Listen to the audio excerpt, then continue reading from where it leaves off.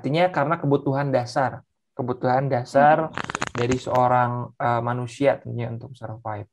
Tapi gitu ya, terkait masalah climate change, perubahan iklim, terkait keterbatasan sumber daya dan lain sebagainya, ternyata di masa depan ada prediksi juga pasokan makanan ini berkurang gitu. Belum juga sumber daya manusia yang terus meningkat setiap tahunnya. Bahkan udah banyak inovasi-inovasi seperti misalkan makanan tuh dibuat dari laboratorium, misalkan ingin menghasilkan daging ataupun tahu tempe, nggak perlu lagi dari sumber hewani atau nabati. Dari makanan tertentu ditambulkan cairan tertentu udah bisa merasain seperti itu. Seperti itu. Dan juga udah ada bisa makan dari botol plastik yang di recycling kemudian bisa jadi makanan gitu. Dan itu sudah terjadi di beberapa negara maju di Eropa gitu. Nah, ini terkait dengan prospek bisnis kuliner menurut Kang Isnu gitu ya, karena pesaingnya juga banyak gitu, nggak sedikit gitu. Strategi apa sih di awal ini Kang itu yang dilakukan gitu untuk kemudian Eh, banyaknya pesaing di industri ini gitu.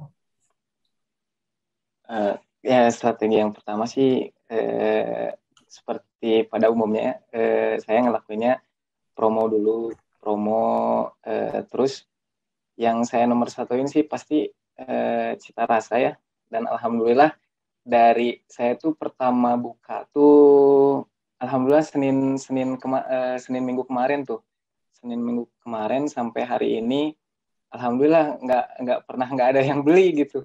Dan alhamdulillah juga puncak-puncaknya tuh Senin kemarin sold out semua sawarma alhamdulillah sold out.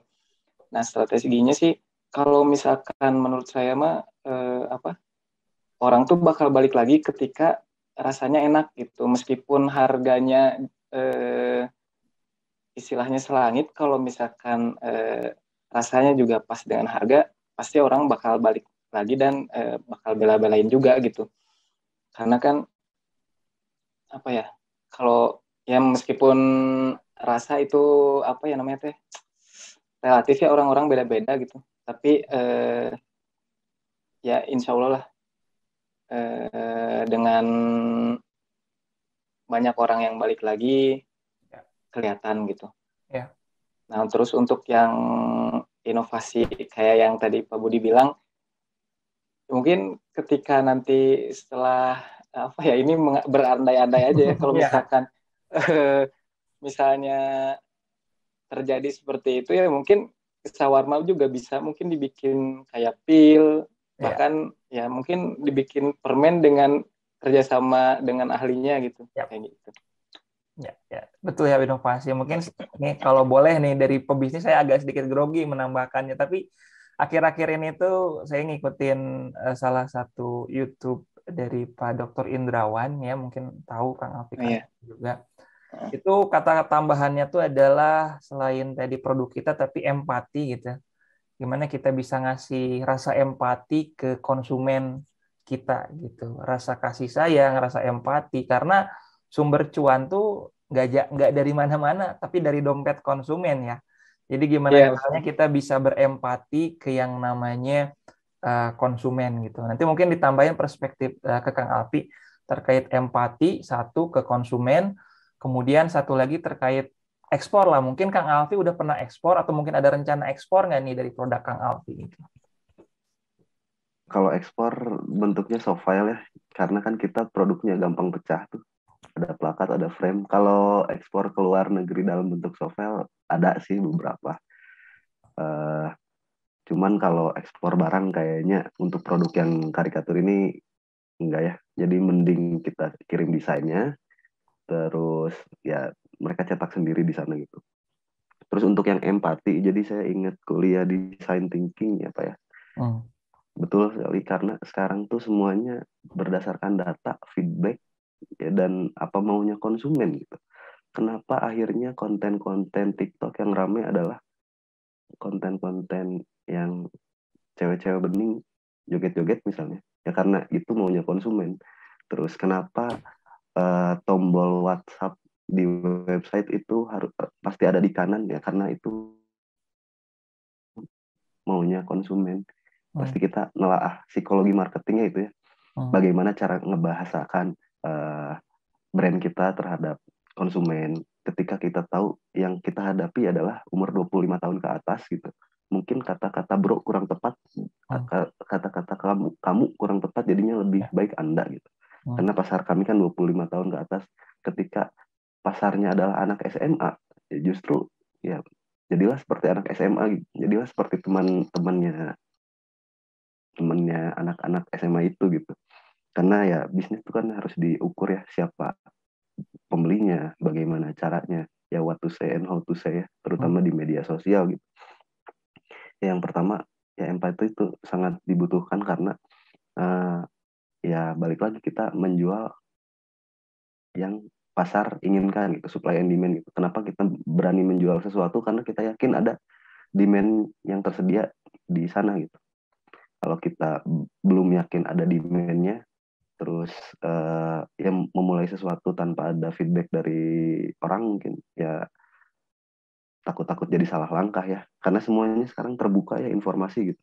Kita bisa dapat feedback untuk Google reviewnya ketahuan berapa ketika kita bikin service yang buruk, bintang satunya kelihatan jelas dan nggak bisa ditutup-tutupin gitu. Banget.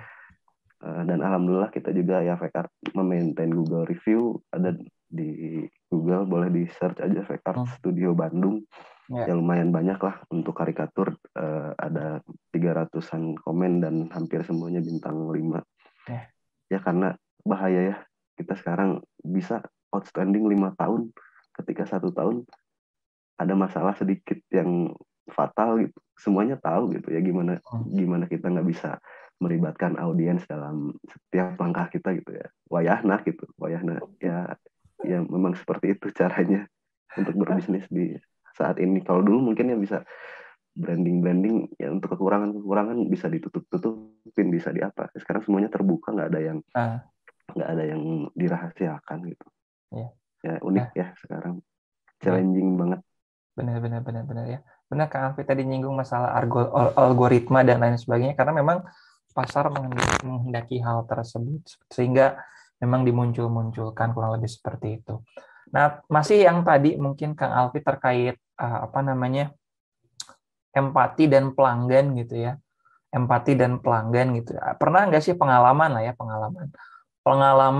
ngerasa si pelanggan ini ngerasa dilayani banget gitu oleh yang namanya fake art gitu, sehingga mungkin dia purchase order lagi dan terus-terusan. Ada nggak sih pengalaman yang pernah dirasakan?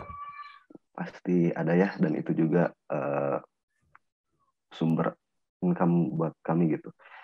Ya mungkin sederhananya ketika kita bisnis dan bagaimana dapetin order, kan ada konsumen baru, ada konsumen lama ya. Datengin terus konsumen baru, dan gimana caranya konsumen lama pun tetap order lagi gitu. Jadi kuncinya ada di situ. Banyak bisnis yang cuma bisa datengin konsumen baru, dia dapat first pengalaman pertama nyobain produknya tuh langsung pahit gitu. Aduh, nah udah itu kapok kan.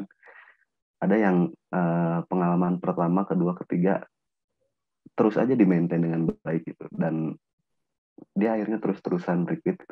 Kebetulan yang cukup intens sama kami itu ada Bank BJB, ada Pusdik ya TNI yang di Pusdik Kaf dan Kafkud, terus sekolah polisi di Cisarua, terus Bank BNI dulu sama Pramita Lab. Ya banyak ya, karena ya mungkin ya balik lagi ya, entah itu produknya makanan, service, atau retail, produk adalah kuncinya gitu. Ketika kita punya produk, ya harus memuaskan dulu gitu. Kalau nggak punya produk yang memuaskan, jangan dulu di amplify gitu. Ya banyak juga yang pingin viral, cuman produknya belum yakin, dianya belum yakin sendiri, belum standar. Akhirnya ya orang dapat first experience-nya buruk dan nggak dapat repeat ordernya lagi gitu. Ya kalau Bapak Budi mau lihat, boleh di googling aja Fake Art Studio Bandung gitu, boleh lihat reviewnya. Sempat lihat kalau nggak salah Kang Alfi, sempat beberapa bulan lalu, kayaknya sekarang udah makin mantap kayaknya nih. Ya gitu-gitu aja Pak. Oke, mungkin sedikit ke Kang Isnu makanan ya, karena Kang Isnu di bidang makanan. Saya sempat ngobrol dengan salah satu praktisi bisnis juga di bidang kuliner juga, katanya cuma dua gitu, mirip-mirip kata-katanya, unik dan enak. Tadi Kang Isnu udah bilang enak gitu, udah bilang enak gitu. Uniqueness-nya gitu, uniqueness-nya apa aja nih dari Kang Isnu yang mungkin bisa dipromot ke teman-teman bisnisnya? Mungkin kalau di Indonesia eh, orang-orang tuh apa ya kurang suka sama yang namanya tuh banyak rempah gitu. Apalagi kan kalau makanan Timur Tengah kan emang banyak rempah, terus banyak bawang yang kayak gitu. Nah, alhamdulillah ketika yang produk saya ini saya pasarin nih nggak kerasa banget gitu Timur Tengahnya, malah malah lebih ke normal lah kalau kalau di lidah Indonesia, sama apa si bawang-bawangannya juga nggak terlalu enak di lidah gitu.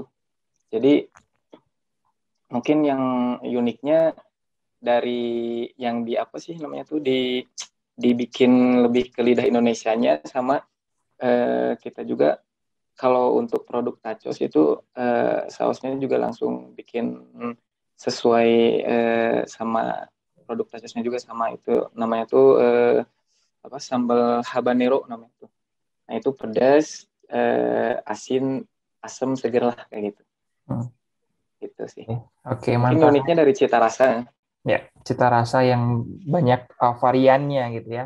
Nanti juga Uh, mungkin Kang Isnu, Kang Alvin nanti chat box aja untuk apa Instagramnya bisnisnya masing-masing kalau ada gitu ya. Nanti nge-refer ke teman-teman di sini gitu ya. Seperti tadi sempat saya singgung di awal, Kang Alvin 150.000 hilang nolnya 3 gitu. Subscriber saya gitu Isnu, hari gitu ya. 150.000 gitu. Padahal nolnya hilang 3 gitu belakangnya gitu. Oke.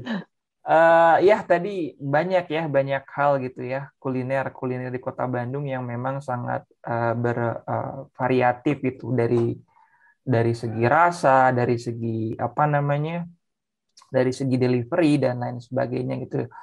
Nah ini kalau Kang Isnu ini ada berapa orang nih sekarang yang menjalankan bisnisnya gitu? Metode bisnisnya seperti apa nih? Pengirimannya ataukah online ataukah seperti apa sih terkait pengirim apa menyampaikan produk ke konsumennya? sekarang saya di kedai itu ada 3 orang. Saya sendiri juga masih terjun langsung, bikin langsung sendiri. Terus kita pakai pada umumnya ojek online ya, GrabFood, GoFood, cuman ShopeeFood belum ada nih. Nah, online juga bisa langsung, offline datang langsung ke store juga bisa langsung. Eh, ya udah, itu paling. Uh, tapi biar enak sih datang langsung ke offline, soalnya eh, siapa tahu mau sambil ngobrol, curhat Ah, juga boleh. Nongkrong berarti di sana. bisa sambil nongkrong nih di tempat Kang Isnu gitu ya? Nggak banyak sih. Paling kayak konsepnya kayak ini Pak, klinik kopi Ah, yang di Jogja itu kalau nggak salah. ya, Jadi ngopi sambil ngobrol tuh sama yang baristanya, nah kayak gitu sih. oke. Kayak Menarik, gitu. menarik, menarik. Nanti sekalian aja lah, sekalian Instagramnya mungkin bisa share log Kang Alfi, Kang LKM Isnu. Mungkin saya ke Kang Hmm. Alfi nih terkait apa yang lagi happening. Kalau nggak salah, Kang Alfi juga saya dapat informasi juga ikut mendalami terkait seperti bisnis-bisnis digital. Misalkan seperti NFT nih yang lagi rame, booming kemarin seperti si Gozali Everyday. Kalau menurut Kang Alfi, fenomena NFT itu kayak gimana nih Kang Alfi? Karena kan fake art ini desain-desain yang mungkin bisa nggak sih fake art ini dijadikan NFT, Kang Alfi gitu? Kalau ya untuk NFT ini sebenarnya effortless ya buat kita kembangin ke situ, dan kami juga udah memang punya produk NFT meskipun belum, bisnis prosesnya belum jalan, jadi produk baru bikin produk, kalau istilahnya ya masih produk doang lah yang bikin artwork di apa diminting-mintingin ke sana, terus Cuman bisnis proses marketingnya belum kami garap, mungkin karena belum bisa fokus juga. Cuman untuk NFT ini ya, semuanya produk digital ya, apalagi di Indonesia happening banget ya. Cryptocurrency itu udah aware, orang-orang udah 11 juta orang Indonesia itu main cryptocurrency. Meskipun kemarin ada apa ya, informasi kecolongan data, kecolongan NFT ya, karena blockchain-nya itu sendiri nge-branding dirinya sebagai platform yang paling aman gitu. Cuman ketika kemarin ada kejadian ya, mungkin masih belum 100% aman gitu. Tapi NFT ini semuanya bisa ikutan ya, mulai dari musik, terus gambar, foto, GIF, video sendiri. Ya tinggal, menurut saya mah bisnis prosesnya tetap sama gitu. Yang beda adalah bayarnya pakai kripto dan Ya. harganya tuh ya bisa kita tentukan sendiri. Tapi ya memang tidak mudah gitu. Kemarin Gozali itu fenomena 1 banding 100.000 mungkin. Ya. Yang di Indonesia ya yang art kayak gitu kan banyak juga, seperti Superlative Secret Society itu ada. Yang penting pasti produk is the king ya. Produknya apa sih? Kenapa orang-orang ya tetap harus enak dan unik, Pak. Enak dan uniknya di dalam karya digital gitu. Terus di-amplify gitu setelah produknya oke. Kalau produk oke tapi nggak ada orang yang tahu kan percuma ya. Betul. Nah, dijalankan di marketingin gitu. Bikin Discord, mungkin kalau NFT ini gedenya di Twitter dan Discord, di community. Ya, cuman beberapa stepnya berbeda gitu. Ya, saya juga masih belajar, sangat baru gitu. Ya, betul ya. Tadi ada yang bilang bahkan ada yang sempat bilang kalau nyinyir bahasanya tuh itu mah ada yang istilahnya menggoreng si Gozali gitu, sehingga sampai happening, sampai booming. Tapi terjadi sebenarnya gitu, dan dari fenomena Gozali itu ya masyarakat Indonesia tahu sendiri gitu ya. Banyak yang ikutan sana sini, selfie dan sana sini tanpa mungkin mempertimbangkan dan mempelajari hal lainnya seperti terlebih dahulu gitu ya. Nah, ini mungkin terkait bisnis gitu ya. Bisnis di Indonesia gitu ya. Teman-teman ini dari muda sudah memutuskan untuk menjadi seorang pebisnis. Kalau selalu dibandingkannya tuh sama negara tetangga dulu gitu. Selalu dibandingkan sama negara tetangga dulu, Singapura, Malaysia, Thailand. Perbandingannya memang agak sedikit apa ya? Dibandingkan dengan jumlah penduduk udah pasti kalah. Karena jumlah penduduk di Indonesia banyak banget gitu. Persentasenya pasti rendah gitu, pasti rendah banget, kisaran 3%. Malaysia, Thailand 4%, Singapura 7%, 8% kalau persentase entrepreneurship-nya. Bahkan kalau di Singapura 1:100 penduduk, kurang lebih seperti itu. Nah, ini mungkin teman-teman terkait sosial lah ya, social impact gitu ya. Teman-teman sebagai pebisnis, ada nggak sih rasa pingin juga ngedorong, encourage teman-teman muda lain juga jadi pebisnis gitu. Pebisnis itu seperti ini gitu, social impact. Mungkin dari Kang Alpi dulu mungkin. Kalau untuk mengencourage mah enggak, saya nggak mau. Ya. Tapi faktanya gini Pak, 3% pengusaha Indonesia itu bisa menghidupi 97% ya hajat hidup orang. Mantap. Ya. Berarti se-powerful itu 3% orang yang kayaknya di datanya 3%, cuman faktanya mungkin lebih, cuman nggak bakal jauh lah. Ada 3% orang di Indonesia yang digantungkan hidupnya oleh 97% sisanya gitu. Gila, menurut saya, wah keren banget. Tapi ya balik itu tanggung jawab dan ininya berat banget gitu. Ketika pasti banyak yang ingin bisnis dan ya banyak banget lah ya. Perlukah saya sebagai pebisnis apakah perlu mengencourage? Kalau saya sih pinginnya orang yang memang punya keinginan dulu. Saya nggak mau maksa orang buat berbisnis karena ya jujur aja gitu, kemungkinan gagalnya jauh lebih besar daripada kemungkinan berhasil. Daripada saya menghasut orang buat berbisnis, mending mereka dulu yang harus tertarik dengan itu, dan ya pasti di encourage lah kalau sudah tertarik duluan gitu. Ya resiko yang dihadapinya sangat besar gitu. Kita tuh ya bakal jadi sisa 3% orang yang digantungkan hidupnya gitu. ya bakal sejauh apa, harus punya visi segimana gitu. Ya gitu Pak mungkin ya luar biasa menurut saya seorang entrepreneur tuh. Tapi ya nggak semua orang perlu atau mau jadi entrepreneur. Memang ada yang pingin kerja, ada yang pingin jadi profesional. Tapi ketika orang yang punya minat jadi entrepreneur ya jangan asal-asal ulah kagok gitu. Hajar sekalian, jangan tanggung menurut saya itu ya. Cuman yang agak menarik juga gitu ya, Kang Alfi, Kang Isnu gitu, ketika sekarang anak-anak tuh di samping entrepreneur gitu ya, ingin seperti tadi NFT, cryptocurrency ataupun saham, tinggal pencet-pencet sana sini udah bisa menghasilkan cuan. Agak sedikit mungkin bisa jadi sebuah lecutan besar di masa depan terkait semua anak-anak muda sekarang berpikir udah bisa cari cuan hanya dari handphone, duduk-duduk gitu dan lain sebagainya. Mungkin bisa nggak sih terbayang ketika anak-anak muda semua, generasi Z, generasi Alpha tuh hanya bisa menghasilkan cuan lewat handphone, sementara sektor real gitu ya, produk barang dan jasanya nggak digerakin gitu.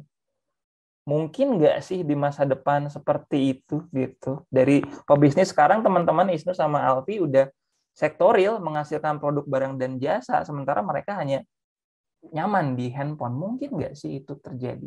Mungkin dari Kang Alfi dulu. Menurut saya pasti ya kebutuhan manusia mah tetap gitu. Sektorialnya pasti ada yang jalan. Cuman ya memang mudah sekali gitu untuk sekarang mendapatkan uang dari sektor tidak real gitu. Bikin konten yang bagus, bikin YouTube, bikin NFT, menulis, bermusik, apapun itu, kripto. Ya cuman semua yang berharga tuh nggak bakal semudah itu didapatkan mungkin ya. Mungkin ada yang dapat kripto langsung untung, tapi kan ada juga saatnya dia rugi gitu. Ya pasti ada resikonya, cuman ya balik lagi apa pengaruhnya terhadap sektoril? Menurut saya sektoril pasti tetap dijalankan ya, karena ya manusia nggak butuh makan, nggak butuh tempat tinggal dan fashion. Cuman volumenya mungkin ya orang-orang banyak yang sadar bahwa internet ini ya sangat bisa menghasilkan uang ya di rumah sama sekali. Bahkan main game gitu kan sekarang ada game yang pay to earn ya, play to earn gitu. Yang nggak kita bayangkan sama sekali.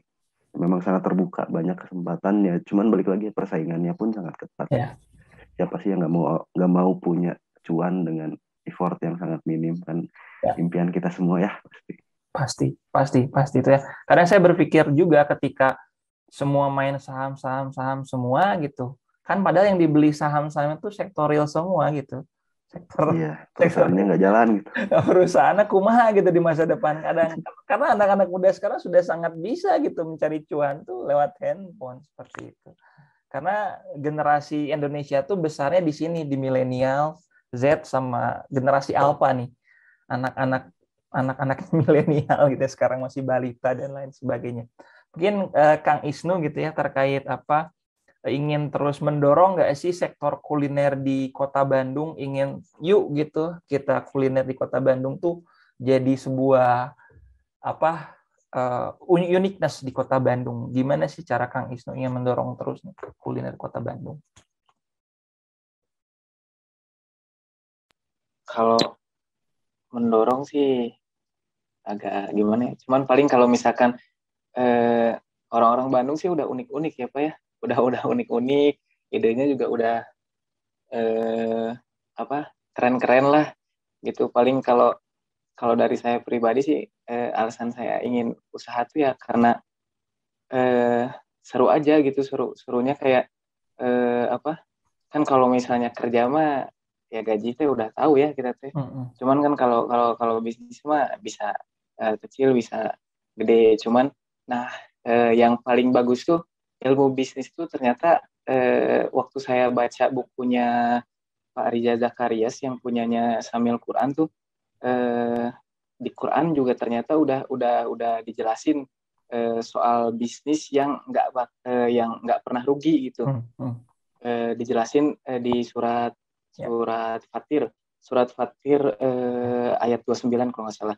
Jadi kayak di situ tuh dibilangin kata Allah tuh sesungguhnya orang yang selalu membaca kitab Allah, terus Ya. melaksanakan sholat, sama menginfakkan sebagian rezeki, itu tuh udah terjamin gitu. Bahkan Allah sendiri yang ngejaminnya gitu. Kuncinya cuman 3 hal gitu. Kalau ingin bisnis nggak rugi, baca Quran mungkin ya, sholat sama sedekah, itu aja gitu kuncinya.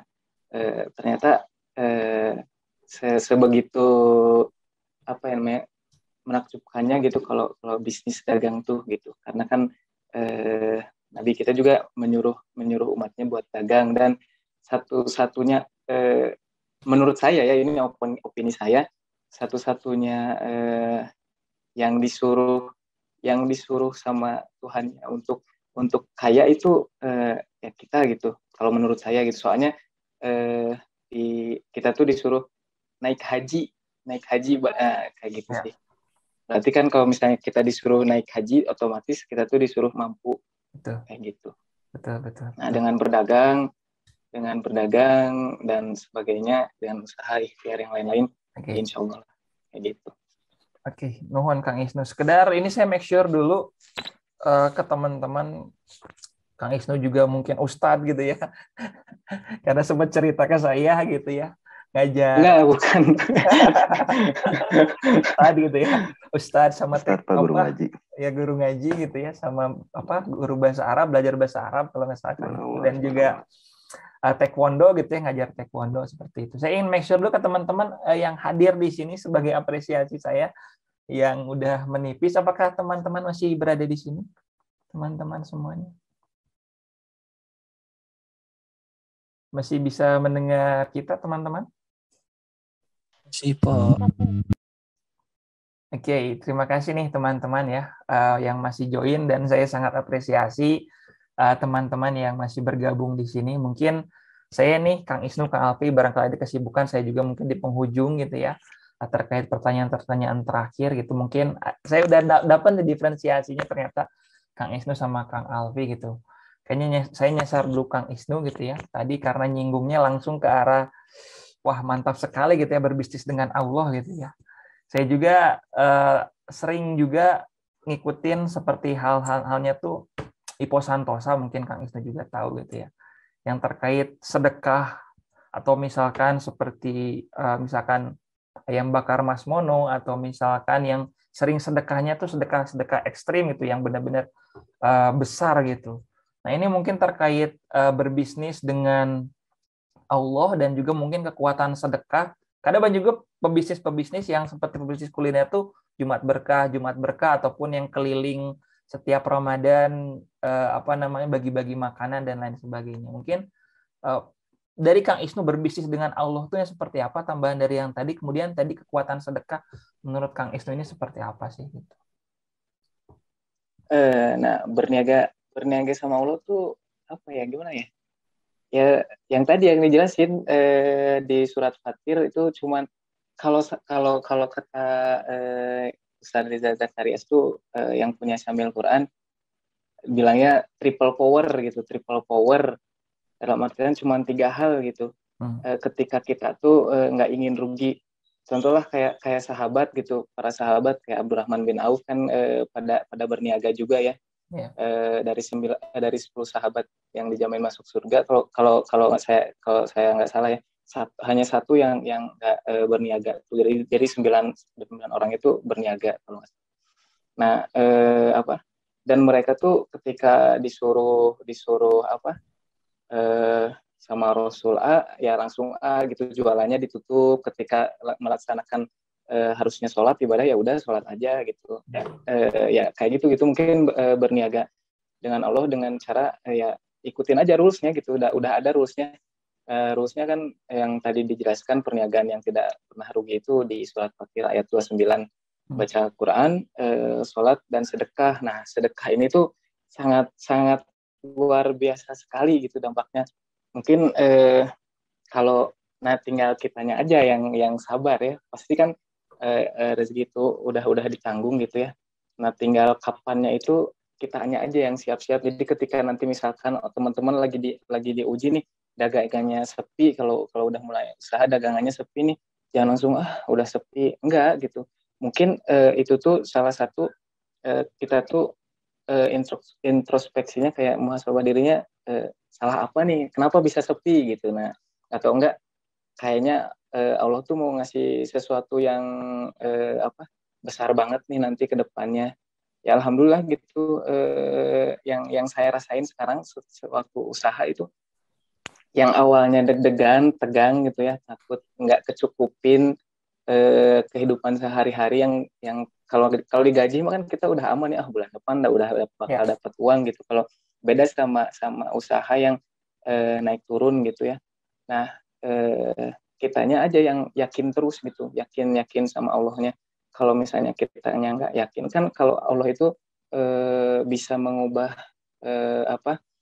Bisa mengubah istilahnya tuh nasib suatu kaum ya, kalau kaumnya sendiri yang berubah. berubah. Nah kayak gitu. Jadi kalau kitanya gerak, ikhtiar, yakin, ya insya Allah itu sama Allah juga. Terus kitanya positif ke Allah juga, ya insya Allah kedepannya juga bakal alhamdulillah gitu, kayak gitu. Ya, betul, mantap sekali. Nih, Kang Isnu gitu ya, terkait hal tadi ya, berbisnis dengan Allah dan juga kekuatan sedekah gitu ya. Memang banyak sih, saya juga ngalamin dengan sedekah-sedekah, alhamdulillah rezekinya eh, apa namanya? Kadang ada keajaiban-keajaiban yang tiba-tiba muncul. Percaya banget Ya. dengan hal tersebut Nah, gitu ya.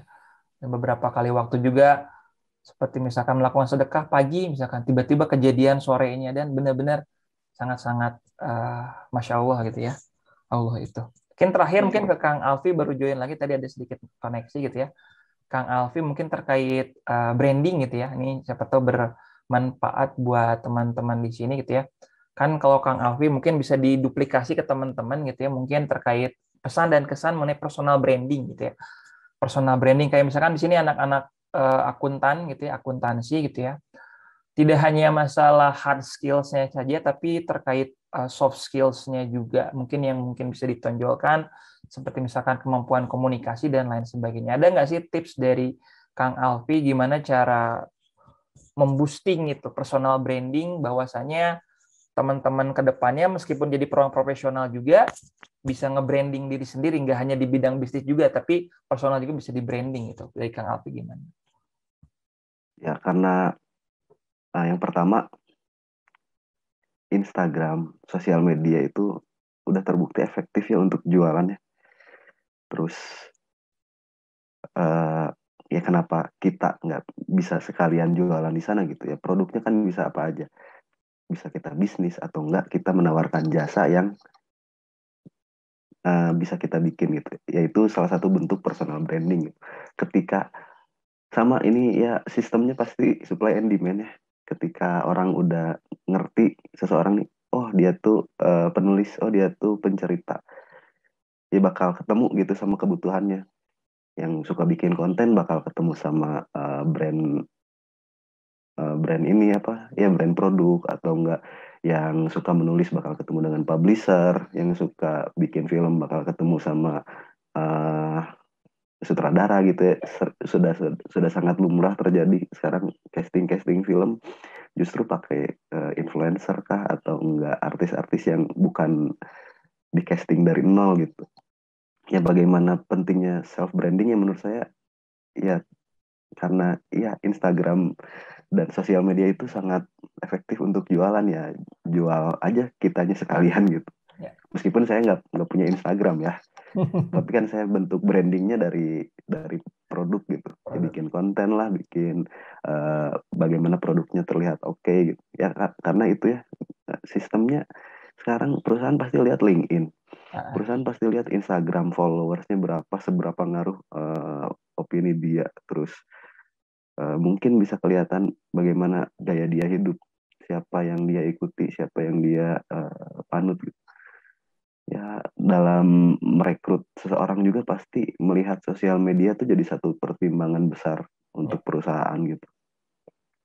Seberapa pentingnya ya sangat penting sekali. Ya, betul ya, betul sekali Kang Alfi, sepakat gitu ya. Oke, mungkin ya tadi salah satu poinnya adalah dari media sosial kita bisa mengaktualisasi diri, karena ada salah satu teori nih Kang Alfi, Kang Isnu, teori Abraham Maslow gitu ya. Ternyata yang paling puncaknya tuh kebutuhan aktualisasi diri. Teori Abraham Maslow yang dari entah tahun berapa, 20 atau 30 gitu, yang paling atas itu aktualisasi diri kejadian sekarang itu. Aktualisasi diri ternyata di media-media sosial seperti itu. Dan gimana sih caranya kita bisa mengaktualisasi diri di sana, tapi hal yang positif. Mungkin pertanyaan terakhir buat Kang Alfi sama Kang Istu, mungkin Kang Istu dulu, nanti ke Kang Alfi terakhir. Pesan lah ya, pesan ke adik-adiknya, tentu nggak jauh lah ya kita dengan usia teman-teman mahasiswa ini gitu ya, pesan ke adik-adiknya ke depannya untuk menjadi seorang pribadi, entah mau diarahkan pebisnis gimana atau menjadi seorang pribadi yang sukses, itu seperti apa? Pesan dan kesan lah ya, pesan dan kesan berdasarkan pengalaman Kang Isnu dulu mungkin. Paling dari saya sih, semua bisa sukses dengan jalannya masing-masing gitu. Kalau untuk yang mau mencoba berbisnis dan usaha, jangan takut gagal. Soalnya kan kalau gagal juga, gagal sama berhasil itu cuma beda tipis sih. Gagal pasti, berhasil juga pasti, tinggal kita milih yang mana, ingin berhasil atau ingin gagal gitu. Kalau ingin berhasil ya terus aja berjuang gitu. Jangan apa-apa udah nyerah, jangan. Yakin aja, yakin sama diri sendiri, yakin sama produk sendiri, yakin sama timnya. Nah, terus yang terakhir yakin sama Allah gitu aja. Oke. Kuncinya satu yang dapat keywordnya adalah yakin gitu ya. Yakinnya jangan yakin kegagal, tapi yakin berhasil, selalu berhasil. Nuhun, mantap pisan Kang Isnu. Terakhir mungkin dari Kang Alfi nih, pesan dan kesan buat adik-adiknya lah yang ke depan ingin berbisnis ataupun ingin jadi orang yang mengikuti jejak seperti Kang Alfi. Seperti apa nih pesan dan kesannya? Ya mungkin menurut saya bisnis nomor satu tuh bukan teori atau produk atau apa, tapi mental ya yakin tadi gitu. Terus daya juang juga, ketika manis kita pengen rasain, ya ketika pahitnya juga ya rasain lah. Pahit dan manisnya itu satu paket gitu.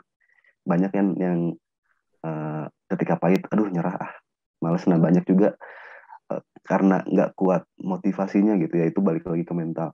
Ketika kita udah punya karyawan, mungkin ketika masih bisnis sebagai berwirausaha sendiri ya, kita punya produk, kita jadi admin, kita ngirim barang, mungkin motivasinya beres di diri sendiri gitu. Ketika kita udah punya karyawan yang harus dihidupi, terus kantor yang harus berjalan operasionalnya, motivasinya pasti bertambah untuk gimana caranya hidup orang yang lebih diutamain gitu. Ketika kita punya niat untuk menghidupkan orang lain, ya makanya kenapa nggak usah saya berwirausaha sosial ya. Sebagai entrepreneur pun ya sudah sangat sosial sifatnya gitu. Gimana caranya kita mikir tuh hidup orang lain yang bergantung sama kita gitu. Ya itulah pasti ya dari mental, motivasi mungkin, dan ya drive gitu. Ya anak-anak zaman sekarang pasti punya drive, cuman ya ketangguhan itu sangat sulit untuk ditemukan mungkin Pak. Menurut saya sulit untuk dibentuk gitu ya, melalui proses yang sangat panjang dan berlika-liku. Ya, simpelnya mungkin dari Kang Alfi, no pain no gain gitu ya. Jadi memang harus dibentur dulu. Orang-orang sukses tuh nggak dibentuk dari hal-hal yang mudah, tapi dibentuk dari kesukaran dan kesulitan. Hatur nuhun pisan nih Kang Isnu, Kang Alfi udah menyempatkan waktu 1 jam gitu ya. Luar biasa gitu menurut saya. Teman-teman mahasiswa yang masih join di sini pasti ada hal-hal positif banyak menurut saya yang bisa diambil gitu ya. Hal-hal positif yang bisa dijadikan energi nih buat teman-teman ke depannya ingin jadi seorang yang seperti apa sih, hal-hal positif apa yang bisa ditarik, dan juga bagaimana jadi seorang pribadi yang juga bisa bermanfaat, karena ternyata yang namanya pebisnis ini tentunya memberikan manfaat buat banyak pihak. Oke, mungkin hatur nuhun pisan Kang Isnu, Kang Alfi. Nanti kalau mau saya promote nih, kalau ada Instagram sama Instagramnya gitu ya, nanti saya langsung share ke grup yang hari ini join di kelas virtual pagi hari ini. Mangga hatur nuhun pisan Kang Alfi, hatur nuhun pisan teman-teman yang sudah join semuanya di sini. Hatur nuhun pisan, mudah-mudahan sehat selalu.